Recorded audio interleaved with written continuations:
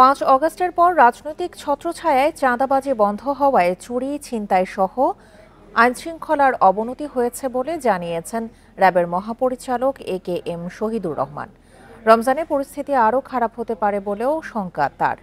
গতরাতে ডেমরার মাতুয়াইলে চেকপোস্ট পরিদর্শনে এসে তিনি বলেন, এসব বন্ধে মাঠে থাকছে তল্লাশি দল। ধর্ষণ, চুরি বা ডাকাতির মতো কোনো ঘটনার খবর পেলে তা দ্রুততার সঙ্গে র্যাবকে জানানোর আহ্বানও তার। 5 অগস্টের আগে যারা চাঁদাবাজিতে জড়িত ছিল তাদের আয়ের পথ বন্ধ থাকায় এখন তারা ডাকাতি, ছিনতাইয়ে জড়াচ্ছে। আইনশৃঙ্খলা পরিস্থিতি স্বাভাবিক রাখতে পুলিশের পাশাপাশি র্যাবও নিরাপত্তা ব্যবস্থা জোরদার করছে বলে জানান AKM শহীদুর রহমান। 5 আগস্টের পূর্বে এরা হয়তো একটি রাজনৈতিক ছত্রছায়ায় থাকতো, সেই তাদের সাথে অন্য এই ধরনের চুরি, ডাকাতি, ছিনতাই ব্যতীত তারা হয়তো বিভিন্নভাবে অপ্রকাশ্যে যে চাঁদাবাজিগুলো করতো সেগুলি এখন নাই। এখন কোনো রাজনৈতিক ছত্রছায়ায় কেউ এই ধরনের কার্যক্রম পরিচালনা করতে পারতেছে না। এই জন্য হয়তো এরা এই ধরনের অপরাধমূলক কার্যকলাপের সাথে সম্পৃক্ত হচ্ছে।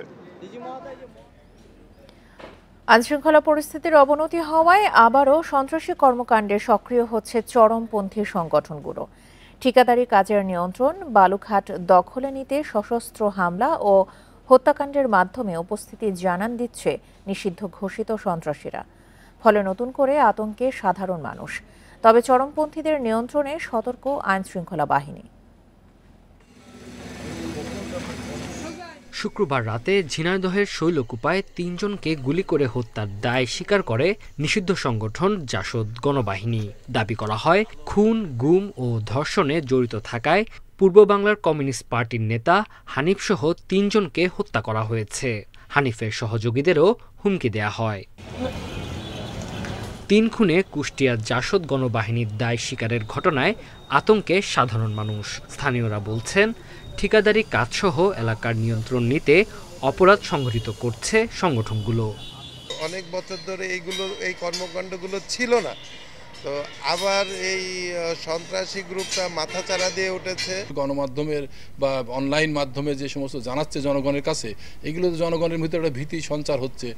3 জনকে হত্যার পর চুয়াডাঙ্গা সহ খুলনা বিভাগের কয়েকটি জেলার বিপ্লবী কমিউনিস্ট লীগের নেতাকর্মীরা আতঙ্কিত। যদিও পুলিশ বলছে আইনশৃঙ্খলা পরিস্থিতি স্বাভাবিক রয়েছে। হুমকি স্বরূপ কিছু কথাবার্তা বলা হয়েছে, যেটা আজকের সামাজিক যে অবস্থা, এই অবস্থার মধ্যে সবাইকেই একটা চিন্তার মধ্যে রাখা হয়েছে। ঝিনাইদহে একটা ঘটনা ঘটেছে, একটা বাহিনীর নামে 3 জনকে হত্যা করা হয়েছে বলে আমরা মিডিয়াতে দেখেছি। আমরা এ সম্পর্কে কাজ করছি। এখনো পর্যন্ত চুয়াডাঙ্গা জেলায় আমাদের কাছে অফিসিয়ালি এরকম কোনো তৎপরতা আছে বলে আমাদের কাছে কোনো তথ্য নাই। জাসদ গণবাহিনীর হুমকিতে আতঙ্কিত নয় মাগুরাবাসী। তবে বারবার হত্যাকাণ্ড ঘটলে জনজীবনে প্রভাব পড়তে পারে। চরমপন্থীদের তৎপরতা বন্ধে অভিযান চালানোর আহ্বান তাদের। আমাদের প্রশাসনের কাছে আকুল আবেদন যে আমাদের মাগুরাতে যেন এরকম অনাকাঙ্ক্ষিত ঘটনা না ঘটে। নিষিদ্ধ চরমপন্থী সংগঠনের উত্থান রোধে যশোরে নাগরিক সমাজের সাথে জরুরি সভা করেছে প্রশাসন। Tanzil Hasnat, independent news. এই নিয়ে আরও জানাতে মাগুরা থেকে যোগ দিচ্ছেন আমাদের সহকর্মী হেলাল হোসেন। হেলাল, মাগুরায় চরমপন্থী সংগঠনগুলোর সক্রিয় হওয়ার কোনো লক্ষণ কি নজরে পড়েছে? আর জেলার সার্বিক পরিস্থিতি কেমন দেখছেন?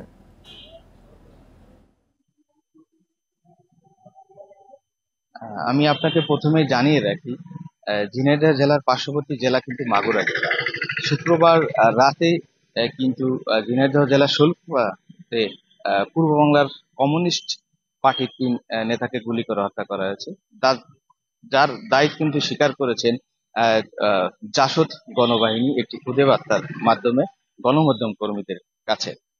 এই খুদে বার্তার মাধ্যমে যে কালু রয়েছেন, তিনি কিন্তু দাবি করেছেন এই হত্যাকাণ্ডের সাথে তারা জড়িত রয়েছেন বলে, এমনকি গণমাধ্যমের হোয়াটসঅ্যাপে তিনি জানিয়েছেন। বিশেষ করে এই খুদে বার্তায় মাগুরা জেলা সহ 6 জেলার নাম থাকার কারণে এই জনপদের মানুষের মধ্যে এক ধরনের আতঙ্ক দেখা দিয়েছে। সাধারণ জনগণ থেকে শুরু করে যারা ব্যবসায়ী রয়েছেন, তাদের মধ্যে কিন্তু এক ধরনের আতঙ্ক বিরাজ করছেন বলে আমরা জানতে পেরেছি, অনেকেই জানিয়েছেন। তো আমি এই বিষয়ে মাগুরার যারা সাধারণ জনগণ রয়েছেন এবং ব্যবসায়ীরা রয়েছেন তারা বলেছেন যে প্রশাসনের দ্রুত এই বিষয়ে হস্তক্ষেপ কামনা করেছেন।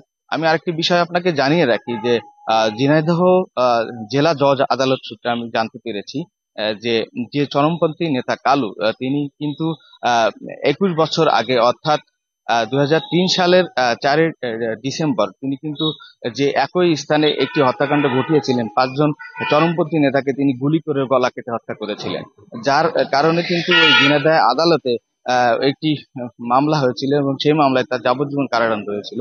যার পর থেকে তিনি কিন্তু গা ঢাকা দিয়েছিলেন এবং বিভিন্ন সময়ে তিনি হত্যাকাণ্ড পরিচালনা করেছিলেন এই জনপদে, যার যার কারণে তার বিভিন্ন থানায় কিন্তু তার বিভিন্ন ধরনের মামলা রয়েছেন বলে আমরা জানতে পেরেছি। তবে আমি এই বিষয়ে কথা বলেছিলাম মাগুরার যারা পুলিশের ঊর্ধ্বতন কর্মকর্তা, তারা আমাকে জানিয়েছেন যে মাগুরা জেলার যেহেতু একটি বার্তার মাধ্যমে মাগুরা জেলার নাম রয়েছে, সেই ক্ষেত্রে পুলিশ প্রশাসন কিন্তু তাদের এই যে মাগুরাতে থানা রয়েছে 4টি থানাতে তারা তদারকি বাড়িয়েছেন এবং তারা দেখছেন যে মাগুরাতে এরকম কোন চরমপন্থী সংগঠন আছে নাকি, তারা এই বিষয়ে খতিয়ে দেখছেন এবং পুলিশ বলেছেন যে একটি বিষয়ে তারা যে একটি পুরাতন লিস্ট তারা ধরে তারা ইতিমধ্যে কাজ শুরু করেছেন এবং পুলিশ জানিয়েছেন যে জনগণের আতঙ্কিত হওয়ার কোনো বিষয় না, তারা জনগণকে বলেছেন যে তারা যারা সঠিকভাবে থাকেন এবং এ বিষয়ে আতঙ্ক না হওয়ার জন্য পুলিশ বলেছেন। তো এই ছিল মাগুরা থেকে সর্বশেষ পরিস্থিতি।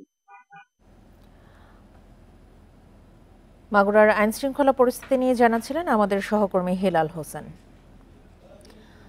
পরিবারতন্ত্রহীন রাজনীতি প্রতিষ্ঠা ও যোগ্য নেতৃত্বকে পথ ছেড়ে দেয়াই হবে নতুন রাজনৈতিক দলের বৈশিষ্ট্য, বললেন জাতীয় নাগরিক কমিটির মুখ্য সংগঠক সার্জিস আলম। আর ব্যালট বিপ্লবে ভূমিকা রাখতেই ছাত্র জনতার নতুন দলের আত্মপ্রকাশ হতে যাচ্ছে বলে জানালেন নাগরিক কমিটির আহ্বায়ক নাসিরউদ্দিন পাটোয়ারি।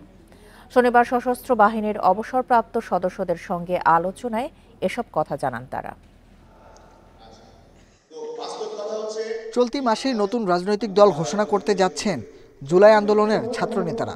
তাদের সঙ্গে একত্রতা প্রকাশ করতে রাজধানীর আগারগাঁওয়ে বাংলাদেশ চীন মৈত্রী সম্মেলন কেন্দ্রে সশস্ত্র বাহিনীর অবসরপ্রাপ্ত সদস্যদের আলোচনা সভা।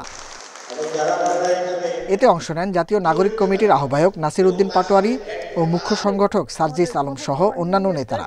ছাত্র জনতার রাজনৈতিক দলে যোগ দেওয়ার প্রতিশ্রুতি জানিয়ে নতুন বাংলাদেশ গড়ার প্রত্যয় ব্যক্ত করেন সশস্ত্র বাহিনীর অবসরপ্রাপ্ত সদস্যরা।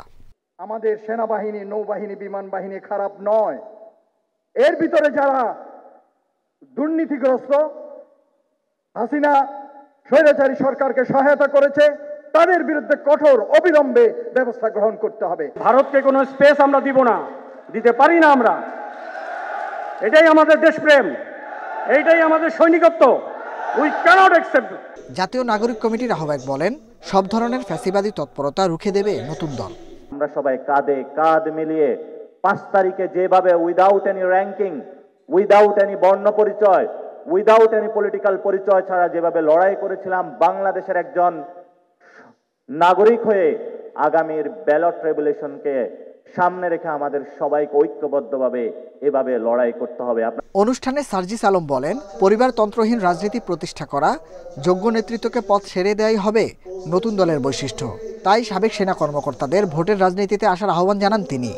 আপনাদের দায়িত্ব নিতে হবে আগামীর বাংলাদেশে ওই ন্যায়, নীতি, নিষ্ঠা, দেশপ্রেমকে সামনে রেখে আপনারা আগামীর বাংলাদেশে নিজের জায়গায় ফিরে গিয়ে হয় একজন চেয়ারম্যান হয়ে উঠুন, একজন মেয়র হয়ে উঠুন, একজন কাউন্সিলর হয়ে উঠুন, একজন এমপি মন্ত্রী হয়ে উঠুন। দেশের বিরুদ্ধে ষড়যন্ত্র মোকাবিলায় সবাইকে নতুন দলের সঙ্গে একাত্ম হওয়ার আহ্বান জানান তিনি।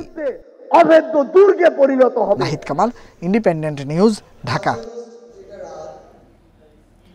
বিএনপি নেতাকর্মীদের বিরুদ্ধে অপপ্রচার বন্ধের আহ্বান জানিয়েছেন দলটির ভারপ্রাপ্ত চেয়ারম্যান তারেক রহমান। তার দাবি, দলের কেউ অপরাধ করলেই তার বিরুদ্ধে তাৎক্ষণিক ব্যবস্থা নেওয়া হচ্ছে, এমন নজির অন্য দলে নেই। শনিবার দুপুরে যশোর জেলা বিএনপির দ্বিবার্ষিক সম্মেলনে দেয়া ভার্চুয়াল ভাষণে এসব কথা বলেন তারেক রহমান। 16 বছর পর যশোর জেলা বিএনপির দ্বিবার্ষিক সম্মেলন। স্থানীয় ঈদগাহ মাঠে আয়োজিত সম্মেলনে যোগ দেন জেলা বিএনপির বিভিন্ন পর্যায়ের নেতাকর্মীরা। খুনি লুটেরা স্বৈরাচার এই দেশ থেকে পালিয়ে যেতে বাধ্য হয়েছে। সম্মেলনে অনলাইনে যুক্ত হয়ে প্রধান অতিথির বক্তব্যে তারেক রহমান বলেন, রাজনীতিতে গুণগত পরিবর্তন আনার কাজ শুরু করেছে বিএনপি। নেতাকর্মীরা কেউ অপরাধ করলেই নেওয়া হচ্ছে ব্যবস্থা। আমরা কোনো অন্যায়কারীকে প্রশ্রয় দিতে চাই না। আমাদের কোনো সহকর্মী কোনো অন্যায় করেছে যা সমাজের মানুষের কাছে এবং সামাজিকভাবে হোক রাজনৈতিকভাবে হোক যে কোনো দৃষ্টিকোণ থেকেই হোক না কেন যা গ্রহণযোগ্য নয় তাকে আমরা সমর্থন দেই না, তার বিরুদ্ধে আমরা ব্যবস্থা গ্রহণ করি। এটি অন্য রাজনৈতিক দলের সাথে বাংলাদেশ জাতীয়তাবাদী দলের পার্থক্য। কাজেই বিএনপির অমুক লোক এটা করেছে, তমুক লোক এটা করেছে, দয়া করে এসব কথা বলে বিভ্রান্ত করার চেষ্টা করবেন না। তারেক রহমান জানান, আপাতত দল পুনর্গঠনের কাজ চলছে। ক্ষমতায় গেলে দেশ পুনর্গঠন শুরু করবে বিএনপি। এই সরকার যার প্রধান কাজ হচ্ছে দেশের মানুষের প্রত্যাশা অনুযায়ী একটি নিরপেক্ষ স্বচ্ছ নির্বাচন উপস্থাপন করা, জাতীয়তাবাদী দল এই দেশের মানুষের সমর্থন নিয়ে সরকার গঠনে সক্ষম হলে একটি রাজনৈতিক দল হিসাবে আমাদের সবচাইতে প্রথম এবং সবচাইতে জরুরি, সবচাইতে মূল্যবান কাজ হচ্ছে দেশকে পুনর্গঠন করা। বিএনপির ৩১ দফা বাস্তবায়ন করতে পারলেই দেশ ও মানুষের ভাগ্যের পরিবর্তন ঘটবে বলেও মন্তব্য করেন দলটির ভারপ্রাপ্ত চেয়ারম্যান তারেক রহমান। রাষ্ট্র কাঠামোকে আমাদেরকে মেরামত করা। মাহমুদ শরীফ, ইন্ডিপেন্ডেন্ট নিউজ। এটিই হবে আমার। চট্টগ্রাম বিশ্ববিদ্যালয়ের শিক্ষক হেনস্থার দায়ে স্থায়ী বহিষ্কৃত এক শিক্ষার্থীর সনদ বাতিলের সিদ্ধান্ত প্রত্যাহার করা হয়েছে। এছাড়া আন্দোলনের মুখে 2 বছরের জন্য বহিষ্কৃত 9 ছাত্রীকে আত্মপক্ষ সমর্থনের সুযোগ দিয়েছে বিশ্ববিদ্যালয় প্রশাসন। শনিবার সন্ধ্যায় বিশ্ববিদ্যালয়ের সিন্ডিকেট সভায় এই সিদ্ধান্ত নেওয়া হয়। বিশ্ববিদ্যালয়ের ভারপ্রাপ্ত রেজিস্ট্রার অধ্যাপক ডক্টর সাইফুল ইসলাম জানান, শিক্ষক হেনস্থার দায়ে আইন বিভাগের ওই শিক্ষার্থীর সনদ বাতিলের সিদ্ধান্ত প্রত্যাহার করা হলেও স্থায়ী বহিষ্কার বহাল থাকবে। পাশাপাশি 2 বছরের বহিষ্কারাদেশ পাওয়া 9 শিক্ষার্থীকে আত্মপক্ষ সমর্থনে 15 দিন সময় দিয়েছে বিশ্ববিদ্যালয় প্রশাসন। 5 ফেব্রুয়ারি শেখ হাসিনা হলের নামফলক ও হলের সামনের নৌকা ভাঙাকে কেন্দ্র করে শিক্ষার্থীদের সাথে সহকারী প্রক্টরের বাকবিতণ্ডা হয়। এ ঘটনায় 1 শিক্ষার্থীকে স্থায়ী ও 9 শিক্ষার্থীকে 2 বছরের জন্য বহিষ্কারের সিদ্ধান্ত নেয় প্রশাসন।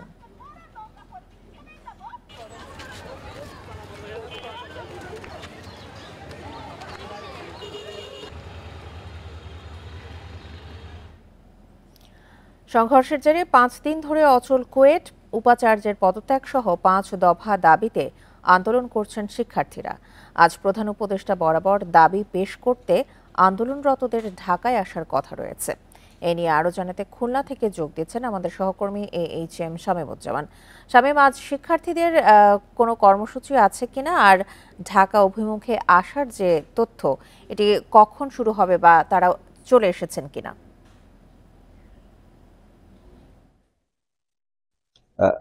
শিক্ষার্থীরা তাদের দাবি আদায়ের লক্ষ্যে আন্দোলন অব্যাহত রেখেছে। সেই ধারাবাহিকতায় আজ সকালে তারা প্রেস ব্রিফিং করবে। প্রেস ব্রিফিং এর পর তারা এখান থেকে কুয়েট ক্যাম্পাস থেকেই ঢাকায় রওনা দেবে প্রধান উপদেষ্টার বাসভবনের উদ্দেশ্যে। যদিও প্রেস ব্রিফিং এখনো শুরু হয়নি, আমরা দেখছি যে ক্যাম্পাসে সাধারণ শিক্ষার্থীরা অপেক্ষা করছেন। এখানে বাস রয়েছে, একটু পরেই তারা হয়তো বা প্রেস ব্রিফিং করবে এবং তারপরে প্রেস ব্রিফিং করে এই বাসে করেই তারা রওনা দেবেন। তারা যে সাধারণ শিক্ষার্থীরা যেটা বলছেন যে গত 18ই ফেব্রুয়ারি শিক্ষার্থীদের উপর যে হামলা হয়েছে, সে হামলার ঘটনার পর থেকে এখনো কিন্তু রাষ্ট্রের সর্বোচ্চ দায়িত্বশীল পর্যায়ের পক্ষ থেকে তাদের সাথে কোনো যোগাযোগ করা হয়নি বা সহানুভূতি প্রকাশ করা হয়নি, বা তাদের যে দাবি রয়েছে সেই দাবির বিষয়ে কিন্তু কেউই কোনো কথা বলেনি। এই নিয়ে কিন্তু সাধারণ শিক্ষার্থীদের মধ্যে এক ধরনের ক্ষোভ রয়েছে এবং তারা বলছেন যে তারা যে দাবি করে এসেছিল যে ভিসি, প্রভিসি এবং ছাত্র বিষয়ক পরিচালকের পদত্যাগ, তো সে বিষয়ে কিন্তু কোনো সমাধান বা এখনো পর্যন্ত হয়নি। এবং যেহেতু হয়নি তারা 18 তারিখের পর থেকেই এই কদিন তারা কুয়েট ক্যাম্পাসেই বিভিন্ন কর্মসূচি পালন করে এসেছে এবং কর্মসূচির পালন করে আসার পর কিন্তু তারা যে সময় দেখছে তাদের দাবি আদায় হচ্ছে না এবং সেই দাবি আদায়ের লক্ষ্যে রাষ্ট্রের সর্বোচ্চ যে প্রধান উপদেষ্টা তারা সেই এখন প্রধান উপদেষ্টার সাথেই দেখা করার জন্য খুলনা থেকে রওনা দেবেন। আমরা দেখছি যে শিক্ষার্থীদের মাথায় একটু লাল ফিতে বাধা আছে এবং তারা এই লাল ফিতে বাধা অবস্থায় তারা এই ক্যাম্পাস থেকে রওনা দেবেন এবং তারা বলছেন যে তাদের দাবি আদায়ের জন্য যা যা করা দরকার, যে সমস্ত যত কঠোর কর্মসূচি পালন করা দরকার, যত কঠোর অবস্থানে যাওয়া দরকার, তারা তাদের দাবি আদায় করবেন এবং তাদের দাবি আদায় করার জন্য সর্বোচ্চ চেষ্টা করবেন এবং সব ধরনের কর্মসূচি তারা পালন করবেন। তো হয়তোবা একটু পরেই প্রেস ব্রিফিং হবে এবং প্রেস ব্রিফিংয়ের পরেই তারা হয়তোবা ঢাকার উদ্দেশ্যে রওনা দেবে। আমরা আরেকটু পর স্পষ্ট করে আসলে বলতে পারবো যে তারা কটা নাগাদ খুলনা থেকে রওনা দিচ্ছেন আর কখন বা ঢাকায় গিয়ে পৌঁছাবেন। তো এই ছিল আমার কাছে সর্বশেষ তথ্য। কুয়েট ক্যাম্পাস থেকে সবশেষ তথ্য নিয়ে জানাচ্ছিলেন সহকর্মী শামীমুজ্জামান। চলন্ত বাসে ডাকাতি ও শ্লীলতাহানির ঘটনায় গ্রেপ্তার 2 জন আদালতে স্বীকারোক্তিমূলক জবানবন্দি দিয়েছে। আরেক আসামিকে 5 দিনের রিমান্ড দিয়েছে আদালত। শনিবার বিকেলে টাঙ্গাইলে 3 আসামিকে আদালতে তোলা হয়। এদিকে দায়িত্ব অবহেলার অভিযোগে মির্জাপুর থানার এএসআই মোহাম্মদ আতিকুজ্জামানকে বরখাস্ত করা হয়েছে। গত সোমবার রাতে ঢাকা থেকে রাজশাহীগামী আমরি ট্রাভেলসের একটি চলন্ত বাসে ডাকাতির ঘটনা ঘটে। সে সময় প্রায় 3 ঘন্টা ধরে ডাকাতি ছাড়াও নারী যাত্রীদের শ্লীলতাহানির অভিযোগ করেন যাত্রীরা। বৃহস্পতিবার রাতে ওমর আলী নামে এক বাস যাত্রী মির্জাপুর থানায় মামলা করেন। গত রাতে সাভার থেকে 3 জনকে গ্রেপ্তার করে পুলিশ। এ সময় তাদের কাছ থেকে লুট করা 3টি মোবাইল ফোন, একটি ছুরি ও 29,370 টাকা উদ্ধার করা হয়। বাস মহাসড়ক বাস ডাকাতির 3 জন সক্রিয় সদস্য মুহিত, সবুজ এবং শরীফুজ্জামানকে আমরা গ্রেপ্তার করতে সক্ষম হয়েছি। এই ঘটনায় তারা প্রাথমিকভাবে স্বীকার করেছে এবং এই ঘটনার সাথে আরো কয়েকজন তাদের সাথে ছিল। আমরা সেই বিষয়গুলো নিয়ে তদন্ত করছি। শনিবার টাঙ্গাইল আদালতে তোলা হয় 3 আসামিকে। এদের মধ্যে 2 জন আদালতে স্বীকারোক্তিমূলক জবানবন্দি দিয়েছে, আরেকজনকে নেওয়া হয়েছে রিমান্ডে। 3 জন ডাকাত আমরা ধৃত করেছিলাম, তার মধ্যে মুহিত, যেটা ওকে বিজ্ঞ আদালত 5 দিনের জন্য পুলিশ হেফাজতে নিয়ে জিজ্ঞাসাবাদের অনুমতি প্রদান করেছেন। আর বাকি যে শরীফুজ্জামান ওরফে শরীফ এবং সবুজদয় নিজেদের দোষ স্বীকার করে বিজ্ঞ আদালতে ফৌজদারি কার্যবিধি 164 ধারা মোতাবেক জবানবন্দি প্রদান করেছে। এদিকে দায়িত্বে অবহেলার অভিযোগে টাঙ্গাইলের মির্জাপুর থানার এসআই মোহাম্মদ আতিকুজ্জামানকে বরখাস্ত করা হয়েছে। এছাড়া অন্য আসামিদের গ্রেপ্তারে অভিযান চলছে। Independent news. জমি নিয়ে বিরোধের জেরে হামলার শিকার হয়েছেন প্রয়াত চিত্রনায়িকা দিতির মেয়ে লামিয়া চৌধুরী।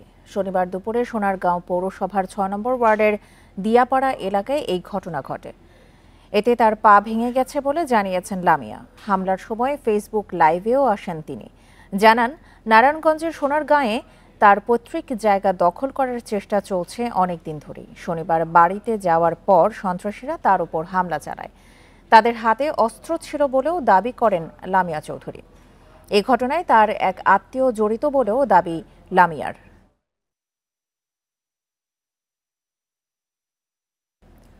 হঠাৎ বৃষ্টিতে ভোগান্তিতে পড়তে হলো অমর একুশের বইমেলার প্রকাশক ও দর্শনার্থীদের। পাশাপাশি ঝোড়ো বাতাসে পানি ঢুকে ক্ষতিগ্রস্ত হয়েছে বেশ কিছু স্টল। বৃষ্টি থেকে বাঁচতে ত্রিপল দিয়ে ঢেকে দিলেও হয়নি শেষ রক্ষা। প্রকাশকদের অভিযোগ, বইয়ের স্টলগুলোর কাঠামো দুর্বল হওয়ায় পানি ঢুকে পড়ে সেখানে। দুপুর থেকেই মেঘ করেছিল। মেঘলা দিন উপেক্ষা করে শনিবার বিকেলে বইমেলায় ভিড় করেন পাঠক দর্শনার্থী। সন্ধ্যার ঠিক আগেই হুট করে নামে বৃষ্টি, ধীরে ধীরে তীব্র হয়, সাথে ছিল ঝড়ো বাতাস। পাঠক দর্শনার্থীরা ছোটাছুটি করেন আশ্রয়ের খোঁজে। তো বৃষ্টি বাদল হতেই পারে, তো আমাদের সাধারণের জন্য যদি কোনো দাঁড়াবার মতো কোনো ব্যবস্থা রাখে বৃষ্টির ভিতরে, এটা সবচেয়ে সুন্দর। হঠাৎ করে যে প্রাকৃতিক যে সমস্যাগুলো, এটার জন্য আশ্রয় নেওয়ার ব্যবস্থা থাকলে খুবই ভালো হতো। বৃষ্টি থেকে বাঁচাতে ত্রিপল দিয়ে ঢেকে দেওয়া হয় বই। এরপরও অনেক স্টলে ভিজেছে বেশ কিছু বই। প্রকাশকরা বলেন, দুর্যোগপূর্ণ আবহাওয়া থেকে রক্ষায় স্টলগুলোর সামনে ছাউনি থাকা দরকার ছিল। আমরা অনেকটাই প্রোটেকশন দিয়েছি, কিন্তু উপরে যদি একটু ত্রিপাল বা ছাউনি টাইপের কিছু হতো তাহলে হয়তো বা মানুষজনেরও ভোগান্তি হতো না, তারাও রেহাই পেত এবং আমাদের জন্য সুবিধা ছিল। বাতাসটা ওই দিক থেকে আসছিল আর কি, তো তারপর অনেকগুলো পানি ঢুকে গেছে। বাংলা একাডেমি যদি বলতো তাহলে আমরা রাখতাম, কিন্তু এটা তাদের একটা নির্দিষ্ট স্কোয়ার আছে, স্কোয়ারের মধ্যেই আমরা স্টল করছি। বৃষ্টিতে ভোগান্তির কথা জানান দর্শনার্থীরাও। যাদের নিয়ে আসছে সবাই কিন্তু কষ্ট ভোগ করছে, কিন্তু এটা যদি আগে যদি নিরাপত্তা ওরকমভাবেই থাকতো তাহলে আপনার বৃষ্টির জন্য তো কষ্ট করা লাগতো। আসার সময় যখন রিক্সা উঠছি তখনই বৃষ্টি, শীত করছে বৃষ্টির জন্য, কিন্তু তাও ভালোই লাগছে। শনিবার মেলায় নতুন বই এসেছে 144টি। এ পর্যন্ত বই এসেছে 2356টি। সুলতানা জাহান মিতু, ইন্ডিপেন্ডেন্ট নিউজ, ঢাকা। বইমেলায় ছাপার বইয়ের পাশাপাশি জনপ্রিয় হয়ে উঠেছে ইবুক এবং অডিও বুক। ভার্চুয়াল প্ল্যাটফর্মের এসব বইয়ে পাঠকদের আকৃষ্ট করতে দেয়া হচ্ছে নানা অফার। পাঠকরা বলছেন, ছাপার বইয়ের নানা সীমাবদ্ধতা নেই ডিজিটাল বইয়ে। তবে এতে ছাপার বইয়ের আবেদন কমবে না বলেও মনে করেন লেখকরা। নতুন সময়ের সাথে তাল মিলিয়ে একই সাথে এগিয়ে নিতে হবে ছাপা এবং অনলাইন বইকে। বইমেলায় অডিও বুকের এই স্টলে ভিড় করছেন দর্শনার্থীরা। শুনে শুনে বইয়ের স্বাদ নেয়ার বিষয়টি কৌতূহল জাগায় সবার মাঝে। পাঠকরা জানান, বই পড়ার নতুন এই ধরন সহজ করে তুলবে বই পড়া। তবে ছাপার বইয়ের জায়গা নিতে পারবে না ভার্চুয়াল বই। কাব্যিক অডিও বুককে আপনি প্রায় 3000+ অডিও বই অ্যান্ড কন্টেন্ট পাচ্ছেন, যেটা এখনকার সময় সবথেকে বেশি কালেকশন। হার্ড কপি বই আসলে সবসময় ক্যারি করা যায় না, বা আমি কখন কোন মোমেন্টে কি অবস্থায় আছি, আমি কীরকম লাগেজ ক্যারি করছি, তার রিয়েল বই উল্টিয়ে পাল্টিয়ে পড়তে হয়তোবা তার পছন্দ না, এই কারণে সে অডিও বুকটা শুনতেই পারে, অনেকেই আছে। ইবুকের স্টলেও পাঠক সমাগম। হাজারো বই একটি অ্যাপে পাওয়ার সুবিধার কথা জানান পাঠক লেখকরা। তারা ফোনও ঘাটছে, সময়টাও নষ্ট হচ্ছে না, তারা গল্প পড়ে বিনোদনও নিচ্ছে। ইবুক পড়লে কি হবে কি, যে একটা ডিভাইসের প্রতি, কারণ একটা ডিভাইসে গেলে দেখা যায় যে আপনি ফেসবুক মেসেঞ্জারে ঢুকে যাবেন এক পর্যায়ে, আর বই পড়ার প্রতি একটা যে মনোযোগ সেটা থাকবে না। এখানে হচ্ছে 12,000+ ইবুক আছে, এর মধ্যে বেশ কিছু বই রয়েছে ফ্রি, 300+ বইয়ের মতো আছে ফ্রি, আর ম্যাক্সিমাম বই হচ্ছে পেইড। বর্তমান সময়ে বাস্তবের পাশাপাশি ভার্চুয়াল জীবনও যাপন করেন মানুষ। তাই ছাপার বইয়ের সাথে ডিজিটাল বই নিয়েও কাজ করতে হবে মনে করেন লেখকরা। কিছু কিছু পাঠক আছে যারা আসলে ইবুক এবং অডিওটাকে পছন্দ করে, এক্ষেত্রে 3টে প্ল্যাটফর্মে আমার কাছে মনে হয় যে রাখা উচিত। প্রতিটা প্রকাশক, লেখক, ওদের সম্মিলিত প্রচেষ্টায় এই জিনিসটাকে এগিয়ে নিতে হবে। তরুণদের পাঠকভাস বাড়াতে ডিজিটাল বই সহায়ক হিসেবে কাজ করবে বলে মনে করেন উদ্যোক্তারা। সুলতানা জাহান মিতু, ইন্ডিপেন্ডেন্ট নিউজ, ঢাকা। কুষ্টিয়ায় পদ্মার ভাঙন রোধে বাঁধ নির্মাণে অনিয়ম ও গাফিলতির অভিযোগ উঠেছে। 1472 কোটি টাকার প্রকল্প আগামী বছর শেষের কথা থাকলেও অর্ধেক কাজই এখনও বাকি। এতে আসন্ন বর্ষা মৌসুমে ভাঙন দেখা দিলে যেটুকু অংশ নির্মিত হয়েছে তাও ধসে পড়ার শঙ্কা স্থানীয়দের। এতে পুরো টাকাই জলে যাওয়ার শঙ্কায় সেনাবাহিনীর তত্ত্বাবধানে কাজ সম্পন্নের দাবি তাদের। পদ্মার ভাঙন ঠেকাতে 2023 সালে কুষ্টিয়ার তালবাড়িয়া ও শিলাইদহ এলাকায় বাঁধ নির্মাণ শুরু করে পানি উন্নয়ন বোর্ড। মোট 33টি প্যাকেজে শেষ হওয়ার কথা কাজ, কিন্তু টেন্ডার জটিলতায় 15টি প্যাকেজের কাজ এখনো শুরুই হয়নি। 10 কিলোমিটার বাঁধ নির্মাণের কথা থাকলেও কাজ চলছে মাত্র 4 কিলোমিটার অংশের। কাজে ধীরগতির পাশাপাশি মানহীন সরঞ্জাম ব্যবহারের অভিযোগ স্থানীয়দের। এবার বর্ষা মৌসুমে ভাঙন দেখা দিলে অসম্পূর্ণ বাঁধ নষ্টের শঙ্কা তাদের। আরও জায়গায় বাঁধ নির্মাণ করেছে, ওই জায়গায় দেখলে বোঝা যায়, আর এখানে দেখেন যা দেখছে বস্তা পানিতেই চলে যাচ্ছে। প্রায় সব কোম্পানিরই ডাম্পিং কাজ শেষের দিক, কি ডাম্পিং যে হইলো পানির নিচে আমরা তা তো কিছুই বুঝি না। জিও ব্যাগ ফেলছেন এতে কোনো কাজই হচ্ছে না, যা ফেলছেন জলে চলে যাচ্ছে, ফেলার খায় 10 টাকা করে ফেলছেন 5 টাকা করে। এদিকে অনিয়মের অভিযোগ মানতে রাজি নন পাউবো কর্মকর্তারা, দ্রুত বাকি কাজ শুরুর আশ্বাস তাদের। তো বর্তমান সময়ে যে আমাদের প্রকল্প চলমান সেটা আমরা ব্লক এবং পার্মানেন্ট স্ট্রাকচার, পার্মানেন্ট টাইপের ব্লকের কাজ করে আমরা বাঁধটাকে সংরক্ষণ করে রাখবো। যে অংশটা কাজ শুরু হয়েছে সেই অংশটা আমরা তদারকি কাজ করতেছি, বাকি সিদ্ধান্ত আমরা টেন্ডার করে রাখছি। এখন ঊর্ধ্বতন কর্তৃপক্ষের এই বিষয়ে সিদ্ধান্ত দিলে আমরা এ বিষয়ে প্রয়োজনীয় পদক্ষেপ গ্রহণ করব। পদ্মায় স্থায়ী বাঁধ নির্মাণে 1472 কোটি টাকা ব্যয়ের এই প্রকল্প 2026 সালের মধ্যে শেষ করার লক্ষ্য পানি উন্নয়ন বোর্ডের। Independent news.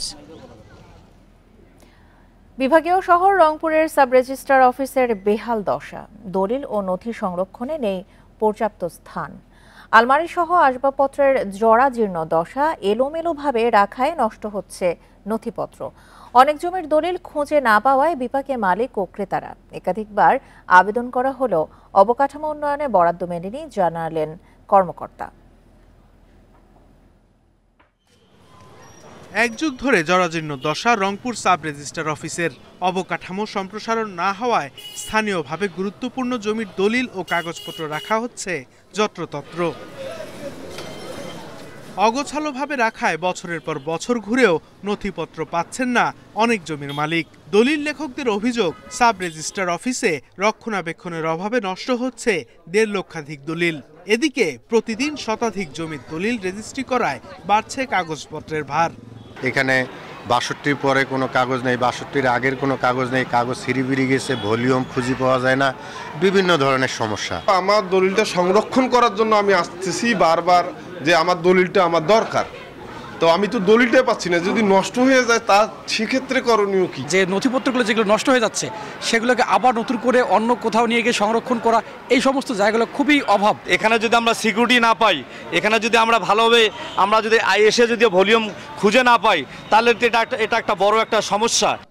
নথিপত্র সংরক্ষণে সংকটের কথা স্বীকার করলেন সাব রেজিস্ট্রার অফিসের কর্মকর্তা। জানান, একাধিকবার আবেদন করা হলেও অবকাঠামো উন্নয়নে বরাদ্দ না পাওয়ায় কাটেটি সংকট। ঊর্ধ্বতন কর্তৃপক্ষ বরাবর আমি চিঠি পাঠিয়েছি, সচিত্র চিঠি প্রতিবেদন পাঠিয়েছি। তারা সবাই জানে বিষয়টি, অবশ্যই তারা কিছু একটা করবে, পদক্ষেপ নেবে। এবং আমার এখানে যে বাজেট এসেছে সেই বাজেটের মধ্য থেকে আমি র্যাক বানিয়েছি। জেলার কয়েক লাখ মানুষের গুরুত্বপূর্ণ নথি ও দলিল সংরক্ষণে দ্রুত সাব রেজিস্ট্রার অফিস সংস্কারের দাবি রংপুরবাসীর। Independent news. এ নিয়ে আরো জানাতে রংপুর থেকে যোগ দিচ্ছেন আমাদের সহকর্মী নজরুল ইসলাম। নজরুল, অবকাঠামো উন্নয়নের জন্য বরাদ্দের আবেদনে কোনো সাড়া পাওয়া যায়নি, কর্তৃপক্ষ কি এর জন্য কোনো উদ্যোগ নিচ্ছে? হ্যাঁ, দেখুন, আসলে 2000 সালে কিন্তু এই সাব রেজিস্ট্রার অফিসটি স্থাপিত করা হয়। 2000 সাল থেকে কিন্তু প্রথমত ভালো ছিল, এরপর থেকে কিন্তু আমরা দেখেছি যে এক যুগের পর থেকে কিন্তু এটি জরাজীর্ণ অবস্থায় বিভিন্ন জায়গাতে ছড়িয়ে ছিটিয়ে আছে। মানুষের যে দলিলপত্র সেটি কিন্তু ছড়িয়ে ছিটিয়ে থাকার কারণে মানুষের কিন্তু দুর্ভোগ একটা পড়তে হচ্ছে। আমরা দেখেছি যে কয়েকদিন ধরে এই এলাকাতে ঘুরে ঘুরে যে অনেক লোকের কিন্তু তারা ভোগান্তিতে পড়ছে। তারা বলছেন যে দীর্ঘদিন ধরে তারা দলিল খুঁজেও তারা পাচ্ছে না, এবং সার্টিফিকেট কপি, যেটা অর্থাৎ নকল কপি বলা হয়, সেটির জন্য তারা দাবি করছেন, সেটি কিন্তু পাচ্ছেন না। তবে অবকাঠামোর জন্য যেটি আবেদন করা হয়েছে গণপূর্ত ভবনে, কিন্তু এখন পর্যন্ত সেটি সাড়া মিলছে না। তবে এই আবেদনের কবে নাগাদ যে এটির অর্থাৎ বরাদ্দ আসবে, এটি আসলে এখন পর্যন্ত সাব রেজিস্ট্রার অফিসের কোনো কর্মকর্তা সেটি কিন্তু সদুত্তর দিতে পারেননি। আমরা কিন্তু কয়েকবার জিজ্ঞাসা করছিলাম যে যেহেতু এই রংপুর একটি সিটি কর্পোরেশন এবং পৌরসভা এলাকায় ভেতরে পড়েছে এবং রংপুর সদরে পড়েছে, দুই উপজেলা মিলে কিন্তু এই রংপুরের বিভিন্ন জায়গা থেকে মানুষ যারা ঘরবাড়ি এবং ফ্ল্যাট জমি ক্রয় করছেন তাদের কিন্তু দলিলপত্র এই সাব রেজিস্ট্রার অফিসে রাখা হয়েছে, এবং সেই দলিলগুলো যদি নষ্ট হয়ে যায় মানুষের ভোগান্তি এবং দুর্ভোগ পোয়াতে হবে, এবং কয়েক কোটি টাকার দলিল সেটি কিন্তু পড়ে যাবে। তাহলে এই দলিলগুলো না পেলে তাদের যে অবস্থা এবং দুর্ভোগে তাদের দিনরাত কিন্তু অর্থাৎ পড়তে হবে। সেটি আসলে তারা বলছেন যে যেহেতু এখন পর্যন্ত জরাজীর্ণ অবস্থা আছে, তারা ভবন নির্মাণ করে এবং যেতে দলিলগুলো আরও সুরক্ষণ করে রাখা যায় এবং ভালোভাবে রাখা রাখা যায় সেটি তারা ব্যবস্থা করবেন, এটা আসলে বলা হচ্ছে। তবে এখন পর্যন্ত আমরা যেটা দেখেছি কিন্তু এখন সেটি কিন্তু রাখবার কোনো যখন যে রুম কিংবা কোনো অর্থাৎ যে দলিল রাখবার জন্য যেসব আসবাবপত্র সেটি কিন্তু করা হয়নি। আমরা কিন্তু দেখেছি যে আপনি নিশ্চয়ই জানেন যে যদি 10টার পরে এই ভবনটি খোলা হয় এবং এই ভবনটিতে আমি একটু ইন্ডিপেন্ডেন্ট টেলিভিশনের দর্শকের দেখাতে চেষ্টা করি, সেক্ষেত্রে আপনি দেখতে পারবেন যে মেঝে থেকে আরম্ভ করে বিভিন্ন জায়গাতে কিন্তু দলিলগুলো পড়ে রয়েছে। এই কারণে কিন্তু মানুষের দুর্ভোগ পোহাতে হচ্ছে। এই ছিল আমার কাছে সাব রেজিস্ট্রার অফিস থেকে সর্বশেষ সংবাদ। রংপুর থেকে সাব রেজিস্ট্রার অফিসের বেহাল দশা নিয়ে জানাচ্ছিলেন আমাদের সহকর্মী নজরুল ইসলাম।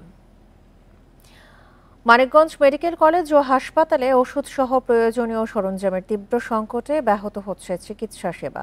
6 মাসেরও বেশি সময় ধরে এই অবস্থা চলায় ভোগান্তিতে রোগী ও স্বজনেরা। তবে দ্রুত সংকট কাটাতে দ্রুত ব্যবস্থা নেওয়ার আশ্বাস কর্তৃপক্ষের।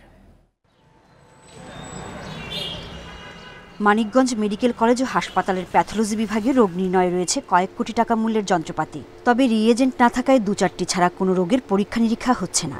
অলস সময় কাটছে এই বিভাগের কর্মীদের। 2 মাস ধরে এই মালামালগুলোর সমস্যা, বিশেষ করে গুঁড়া সাবান, মাইক্রোপুর, গজ ব্যান্ডিজ, রিপোর্ট ডেলিভারি খাম আর প্লাস্টার অফ প্যারিস। একই অবস্থা ফার্মেসি বিভাগেও। 6 মাস ধরে বরাদ্দ না পাওয়ায় বিভিন্ন রোগের ওষুধ সহ গুরুত্বপূর্ণ সরঞ্জামের সংকট দেখা দেয়। যখন প্রেসক্রিপশন দেয় বা লিখে দেয়, আমাদের এখানে আসার পরে আমরা আমাদের যে সমস্ত আইটেম আমাদের আছে সেগুলো আমরা দিয়ে দিই। রোগী ও স্বজনদের অভিযোগ 500 শয্যার হাসপাতালটি প্রতিষ্ঠার পর থেকেই বিভিন্ন সেবা থেকে বঞ্চিত তারা। পরীক্ষা নিরীক্ষার জন্য বেসরকারি ক্লিনিকে গুনতে হচ্ছে বাড়তি টাকা। কিট, তারপরে হচ্ছে ম্যাটেরিয়ালস, বলে যে এইগুলাও নাই।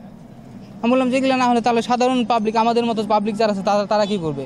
বলবে আমরা জানি না, আমরা বাইরেটা করাই নিয়ে আসি। 4টা টেস্ট দিছে, পরে আমি টেস্টগুলো করাইতে গেছি হসপিটালে, বলছে যে না, এই সরকারি হসপিটালে এগুলা কিটসগুলো নাই, এগুলা শেষ হয়ে গেছে, এগুলো আপনার বাড়ি থেকে করে নিয়ে আসতে হবে।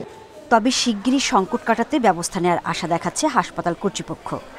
আগামী কয়েকদিনের ভিতরে যে সমস্যাগুলো আপনি বলছেন যে আমার কিছু ওষুধ সংকট, গুরুত্বপূর্ণ টেস্টগুলির রিয়েজেন্ট, তারপরে মনিহারি দ্রব্যাদি, এগুলি সংকট, আশা করা যায় এই সংকটগুলি থাকবে না ইনশাল্লাহ। প্রতিদিন এই হাসপাতালের বহির্বিভাগে চিকিৎসা নিতে আসেন প্রায় 1000 রোগী। Independent news. গ্যাস বিদ্যুতের দাম বাড়ানোর জন্য কোনো বিশেষ শক্তি নেপথ্যে থেকে সরকারকে চাপ দিচ্ছে বলে অভিযোগ কনজিউমার্স অ্যাসোসিয়েশন অব বাংলাদেশ ক্যাবের। সংস্থাটির জ্বালানি উপদেষ্টা বলছেন, সরকার পরিবর্তন হলেও বিইআরসি আগের অবস্থানেই রয়ে গেছে। শনিবার রাজধানীতে এক সংবাদ সম্মেলনে এসব কথা বলেন বিশেষজ্ঞরা। শিল্প খাতে প্রতি ইউনিট গ্যাসের দাম 30 টাকা 75 পয়সা থেকে 1 লাফে 1.5 গুণ বাড়িয়ে 75 টাকা 72 পয়সা করার প্রস্তাব পেট্রোবাংলার। জ্বালানি বিভাগের অনুমোদনের পর বাংলাদেশ এনার্জি রেগুলেটরি কমিশন বিইআরসির কাছে এই প্রস্তাব দেয়া হয়, যা নিয়ে গণশুনানি এই মাসেই। ক্যাব বলছে, বিইআরসির এমন সিদ্ধান্ত শিল্প খাতের জন্য উদ্বেগের। সরকার পরিবর্তন হলেও সংস্থাটি আগের অবস্থানেই রয়ে গেছে বলে মন্তব্য করেন ক্যাবের জ্বালানি উপদেষ্টা। বিইআরসির এই যে আয়োজন, গণশুনানি এবং মূল্যহার কমানোর ব্যাপারে কোনো পদক্ষেপ না নেওয়া, পূর্বের বিইআরসির স্বরূপ উদ্ঘাটিত হচ্ছে, অর্থাৎ বিইআরসি পূর্বের অবস্থায় রয়ে গেছে এবং সেটাই আমাদের আতঙ্ক তৈরি করেছে, আমাদের উদ্বেগ বাড়িয়েছে এবং এটা থামানোটা এখন ফরজ হয়ে গেছে। ক্যাবের অভিযোগ, গ্যাসের দাম বাড়ানোর প্রস্তাবের জন্য কোনো বিশেষ শক্তি সরকারকে চাপ দিচ্ছে। এই খাতটাকে আমরা আমদানি বাজারে পরিণত করছি এবং সরকার সেখানে পুরোহিত্য করছে, এটাই প্রমাণ করে এই সরকারের মেয়াদ শেষ হবে এই আশঙ্কাও মানুষ করছে। সুতরাং এই মূল্য বৃদ্ধি সরকারের করা দরকার, আমি তা বিশ্বাস করি না। আমি বিশ্বাস করি যে কোথাও নেপথ্যে কোনো শক্তি সরকারকে এইসব কাজ করতে বাধ্য করছে এবং মানুষের মুখোমুখি করছে। এছাড়া বিদ্যুৎ ও জ্বালানি খাতে লুটের পরিমাণ প্রকাশের দাবি জানিয়েছে সংস্থাটি। এদিকে এবার গ্রীষ্মের দেশে তীব্র লোডশেডিং হতে পারে বলে আশঙ্কা করছে cab. Amirul Islam, independent news, Dhaka. বাদুড়ের দেহে নতুন এক ধরনের করোনা ভাইরাসের অস্তিত্ব আবিষ্কার করেছেন চীনা বিজ্ঞানীরা। এটিও মানবদেহে অনুপ্রবেশ করে সংক্রমণে সক্ষম। এতে নতুনভাবে সংক্রমণ ছড়িয়ে পড়ার আশঙ্কা করছেন বিজ্ঞানীরা। 18 ফেব্রুয়ারি প্রকাশ করা এক গবেষণাপত্রে নতুন এই ভ্যারিয়েন্টের নাম HKU5CoV নামকরণ করা হয়েছে। এই করোনা ভাইরাসের অস্তিত্ব প্রথমে পাওয়া যায় হংকংয়ে। নতুন ভ্যারিয়েন্টটি মার্স সংক্রমণের জন্য দায়ী বলেও জানানো হয়েছে। এছাড়া এবারের ভ্যারিয়েন্টটি শুধু মানুষ থেকে মানুষে নয় বরং অন্য প্রাণী দেহ থেকেও মানবদেহে প্রবেশ করতে সক্ষম। এ ছিল এখনকার সংবাদে। আমন্ত্রণ পরের আয়োজনে।